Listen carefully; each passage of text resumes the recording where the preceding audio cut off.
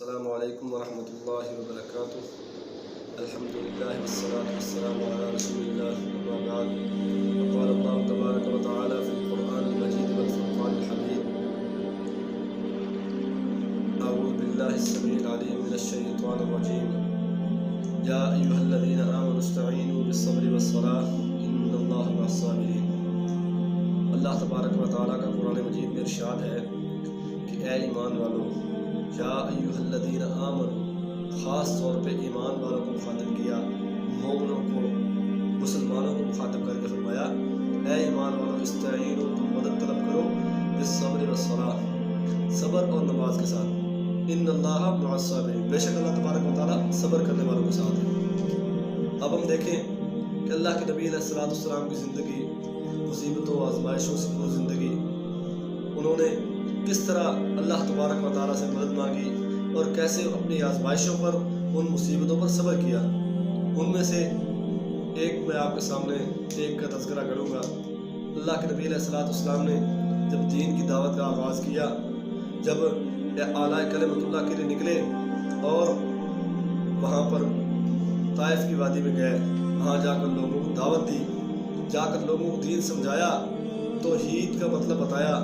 لا الہ الا اللہ کا معنی اور مفہوم سمجھایا، تو ان لوگوں نے اللہ کے نبی پر جو ظلم کیا، جس جور و ستم کا آغاز آپ پر کیا، انہوں نے آپ کو پتھر مارے، لہو لہان کر دیا۔ ان کے اوباش اور آوارہ لڑکوں نے اللہ کے نبی علیہ السلام کو پکڑ کے گھسیٹا، مارا پیٹا، لہو لہان کر دیا۔ اسی اثناء میں ابھی وہ جان چھڑا کر وہاں سے نکلی ہے،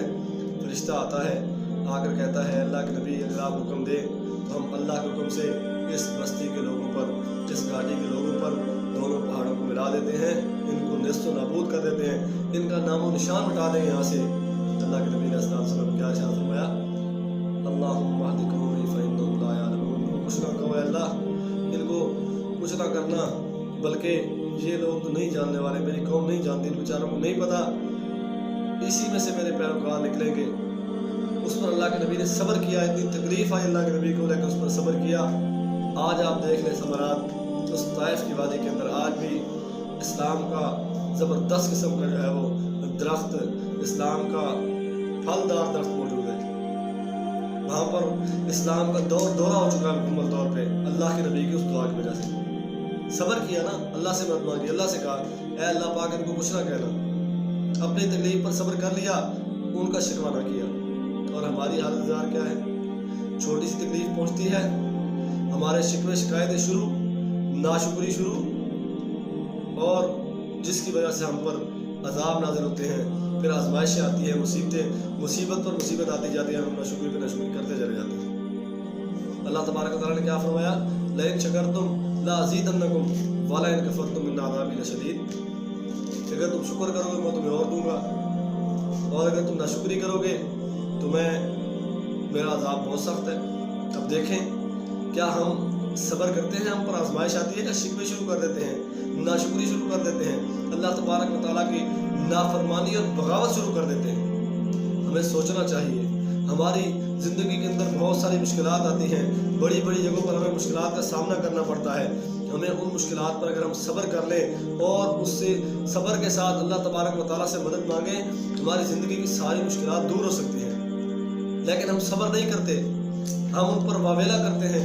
لوگوں کو سناتے ہیں، اللہ تبارک و تعالیٰ کی جو ہے وہ حدوں کو پامال کر دیتے ہیں، پھر ہم اور کسی طرف چل پڑتے ہیں، ہم اللہ کو چھوڑ کر کسی اور کے در پر چلے جاتے ہیں کہ اللہ تو ہماری سنتا نہیں اور ان کی موڑتا نہیں، ہم پھر شرک شروع کر دیتے ہیں، ہم پتہ نہیں کیا سے کیا ہو جاتے ہیں پھر، اور اسی وجہ سے اللہ تبارک و تعالیٰ ہم پر پھر ذلت مسلط کر دیتے ہیں۔ ہمیں صبر کا دامن کبھی نہیں چھوڑنا چاہیے، ہمیں صحابہ کرام کی زندگی کو پڑھنا چاہیے، ان کی زندگی کا مطالعہ کرنا چاہیے، ہمیں اپنے سلف صالحین اور بزرگوں کی سیرت کا مطالعہ کرنا چاہیے، ان کی زندگی کیسے گزری۔ سب سے بہتر زندگی، سب سے بہتر نمونہ ہمارے لیے اللہ کے نبی علیہ السلام کی زندگی ہے، ہمیں اس سے دیکھنا چاہیے۔ اللہ کے نبی کی بے شمار مثالیں آپ کو ملیں گی صبر کی۔ اللہ کے نبی نے لوگوں کی باتیں سہی، برداشت کی، لیکن کبھی اللہ کے سامنے ان کا شکوہ نہیں کیا، ہمیشہ ان کے منہ سے ان کے لیے دعا ہی نکلی ہے یا صبر کے کلمات نکلے ہیں، نہ کہ اللہ کے نبی نے ان کے لیے بد دعا کی ہے۔ لوگوں نے بڑے بڑے آپ پر ظلم کیا لیکن آپ نے کبھی جو ہے وہ شکوہ نہیں کیا، شکایت نہیں کی، ناشکری نہیں کی، بلکہ اللہ تبارک و تعالیٰ کی رحمت کو جو ہے وہ غالب سمجھتے ہوئے اللہ تبارک و تعالیٰ سے دعا کی ہے۔ اللہ تبارک و تعالیٰ قرآن میں فرماتے ہیں لا تقنطوا من رحمت اللہ، اللہ کی رحمت سے نا امید نہ ہو۔ آپ پر ایک آزمائش آئی ہے، مجھ پر ایک آزمائش آئی ہے، ہم صبر کر لیں اور اس صبر کے ساتھ اللہ سے مدد مانگیں۔ اللہ پاک کی رحمت بھی بہت زیادہ ہے، بہت وسیع ہے۔ اللہ پاک اپنی رحمت کے ذریعے سے ہم پر ایسا فضل و کرم کرے گا کہ ہماری وہ آزمائش اور وہ مصیبت جلدی ختم ہو جائے گی اور ہمیں اس کے بدلے میں بہت ساری نیکیاں مل جائے گی اور ہمیں اللہ تبارک و تعالیٰ اس کے بدلے میں جنت بھی دے سکتے ہیں۔ اللہ کی رحمت اتنی وسیع ہے، اسی لیے ہم سب کو سوچنا چاہیے کہ کیا ہم پر جب آزمائش آتی ہے، کوئی مصیبت آتی ہے، کوئی زلزلہ جیسی، کوئی سیلاب جیسی، کوئی اور مصیبت آزمائش آ جاتی ہے، تو کیا ہم اللہ کی ناشکری کرتے ہیں اور بے صبری کا مظاہرہ کرتے ہیں یا ہم صبر کے ساتھ اللہ تبارک و تعالیٰ سے مدد مانگتے ہیں؟ تو آئیے آج بھی موقع ہے، جب بھی ہم پر کوئی آزمائش آئے تو ہمیں کوئی ہم پر مصیبت آ جائے تو ہمیں صبر اور شکر کے ساتھ اللہ تبارک و تعالیٰ سے